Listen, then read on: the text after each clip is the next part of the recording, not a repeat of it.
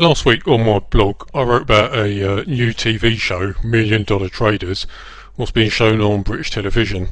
Now we're 2 shows into the 3-week run, and I wanted to take a moment to reflect on this great piece of documentary. There are 2 lessons what every trader must understand that are coming shining through, and I want to discuss those. Before I do, here's a quick summary for you for those who haven't been able to watch it. So London City trader and hedge fund manager Lex Van Dam, and what a brilliant name that is, decided to set up an experiment to see if he could teach anyone a trade. He interviewed hundreds of applicants and finally selected 8 people, and those he chose came from all different kinds of backgrounds. You've got an environmentalist who wants to try and trade only ethical stocks, a soldier, a boxing promoter, entrepreneur, a retired IT consultant, a vet, a student and a shopkeeper. Now some of these folks are better educated than others, which is important because it relates directly to one of the lessons what this show has so wonderfully illustrated, and I'll come to that in a moment. So the ex-vet, and I'm talking about an animal doctor here, not the army kind of vet, is highly educated and comes from a wealthy family.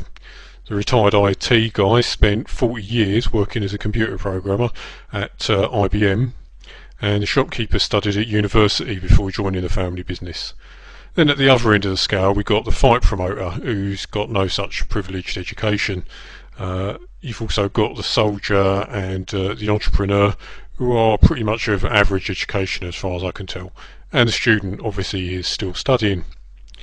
So the 8 who were picked were given 2 weeks of intensive training by Mr. Van Dam and his team of traders, and they covered all bases including fundamental analysis, technical analysis, trading psychology, and all the practical aspects like how to make their Bloomberg terminals work and how to actually place trades. And then following on from that, they were straight onto their own trading floor for 6 weeks of live trading with real cash, and quite a lot of real cash in fact, $1 million of Lex Van Dam's hard-earned cash. So in the first show a couple of weeks ago we saw highlights of the training and the first week of their trading, and as you can probably imagine the first week was pretty traumatic and they were all over the place. By the end of the first day, if I remember it right, only one of them had actually placed a trade, and by the end of the week they'd all placed trades but they'd all lost money.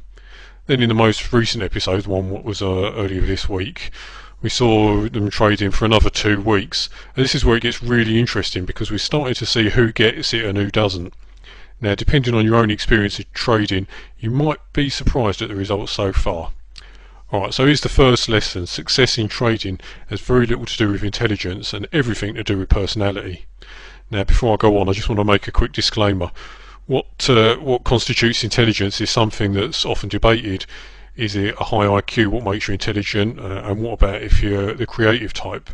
So for our purposes here I'm going to go with the popular conception of intelligence being a reasonably high IQ and a good education.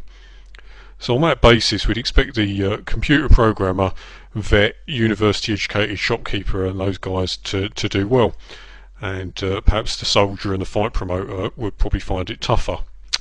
And yet exactly the opposite is true. In fact, Simon, the computer programmer, remember he worked as a consultant for IBM for 40 years, actually ended up walking out halfway through the experiment, just after the end of the 3rd week in fact. He just couldn't do it, it didn't suit his personality. And he said, and I'm quoting this as best as I can remember it, "This is the most stressful thing I've done in my life after my divorce." And he was a complete wreck. His results were so bad, he was losing the team more than the winning traders were making all put together. So why would somebody who's apparently intelligent, well educated and used to working with numbers struggle so much with trading? Well, he said it best himself. He said, "I'm used to writing computer programs. Once they're written, either they work or they don't. If they work, they continue to work forever. If they don't, then you find the bugs, fix them, and then the program works and continues to work forever. With this, I keep doing the same thing, but I get different results. Why? Because there are humans involved." Well, Simon, I couldn't have put it better myself. Despite the thousands of programmed trades that are made every day, trading is essentially a human activity and it's driven by emotion. And boy, have we seen some emotion in this show. Cleo, who's the ex-vet, has spent 3 weeks sat in front of her trading screen and barely made a single trade. She's basically paralysed by fear. She's not made a huge loss, but she ain't made a profit either, because she can't, because she won't trade. And you've got another one of the traders who cries for joy every time one of his trades ticks up. So both these guys are just totally controlled by their emotions. But I want to get back to this thing that Simon the computer man said. He's trying to apply rules to trading in the same way his computer programs are basically sets of rules. He can't cope with the fact that doing the same thing over and over doesn't always produce the same results. And this is the second great lesson what $1 Million Traders is exposing, and that is that trading isn't about rules, it's about principles.